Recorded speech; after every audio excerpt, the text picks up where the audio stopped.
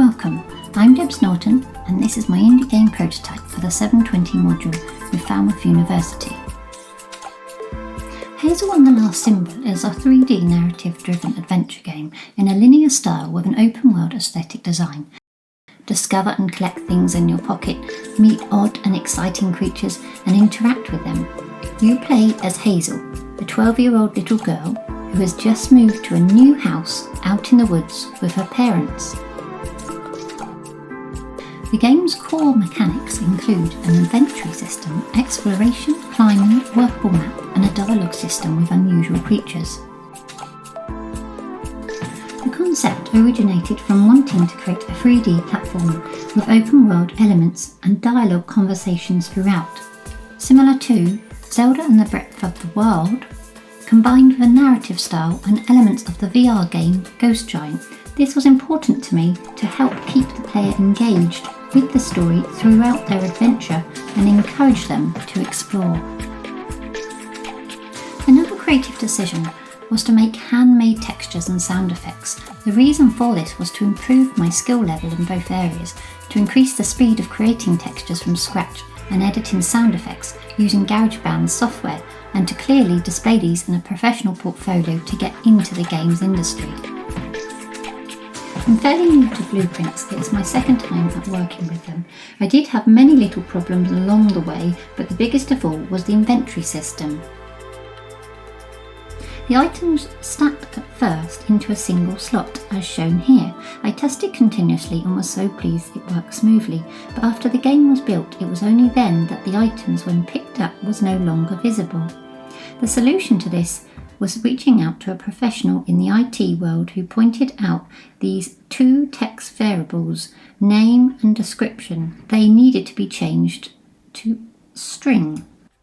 I learnt two valuable lessons. Check your tutorials are up to date with the engine version you are using, and as soon as you've added a new mechanic, build your game and test it out.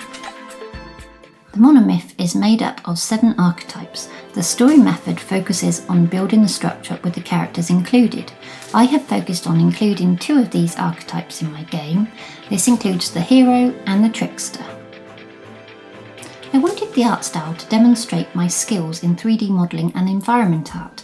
This would mean creating 3D models with soft edges and natural looking materials to help immerse you into my environment. According to CG Spectrum, professional expert career training and mentorship program, I would also need to develop a combination of skills, landscaping and learning how to map out scenery elements and props that help drive the story of the game. The environment design was intended to be mystical.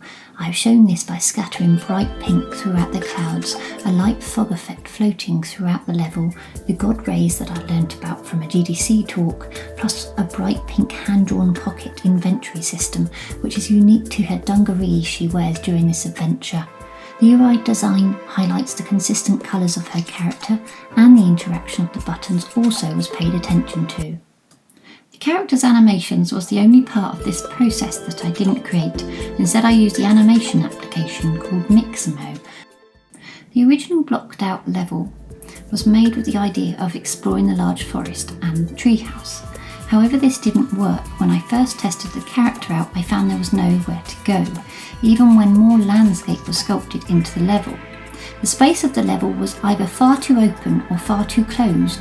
The treehouse could not be seen, and this is what led me to research into weenies.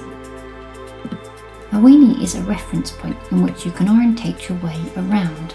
I have practiced the technique by expanding the size of my treehouse and by placing a large sycamore tree in the beginning of this level. They are visible from the start of the game, and it gives you something to aim for. The audio game background music is what I first created using Amplify. However, the first background had a stronger and deeper beat. I created another one, but more gentle, using a numerous amount of instruments inclined to fit with Hazel's character and the overall theme and narrative of the game. I stuck with strings, harps, pianos, light percussion, a click-like noise, all natural sounds, and this is the result. I am very pleased with the final artifact. I feel I have upskilled in all the themes discussed. However, my lack of experience hindered my progress, and I was unaware of how long it would take for certain things to be completed. Now I can clearly say that my strengths are concept art, 3D modelling, creating natural textures and audio sound effects. However, it's really important to allow extra time in your development for visual scripting. Make sure you don't mix tutorials. For animation, especially if you want to create breathtaking cinematics, and level design, test your prototype out each time a new mechanic has been added, as well as project planning, and stick to the timelines.